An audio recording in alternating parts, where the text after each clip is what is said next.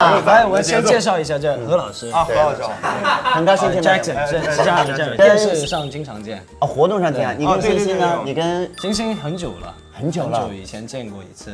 对。然后那是我们小姐，泰国人。那是你好 AK，中文好吗？那是子明。还可以。哎，你好，你好，听得你好，你好。懂吧？你好，你好，你好，你好。泰国人。子明，没有。都听得懂是吗？差不多。他网络用语比我会还多。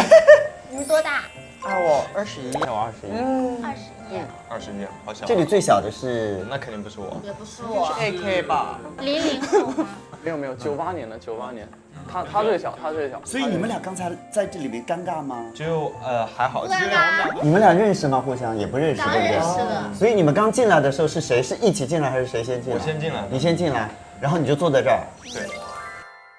对。你会做饭吗？不会，你相信吗？看起来不像。我以前在新加坡留学，然后我就自己会烧菜吃。你在哪里？新加坡。如果你比如说想到你的第一个拿手料理，你会想做什么吃？好久没做番茄炒蛋了。也蛮难的，是挺要下饭的好吃的番茄炒蛋很难。对，俊马上想到就是你今天如果赢了，选食材能选到任何你想要的食材，你要做什么？这么厉害！不是说做的很好吃吧，就是应该多多少少稍微会做一点。你为什么？他是因为留学必须要自己养活自己，你是为什么会做饭？因为我小时候我家那个是开了一个小工厂，加工厂那个皮鞋的加工厂，然后就经常去到那些厂里面看大厨做饭，站在他们旁边。不对，等一下，皮鞋厂为什么炒皮鞋吗？皮鞋不是应该看做皮吗？你皮鞋厂看做饭？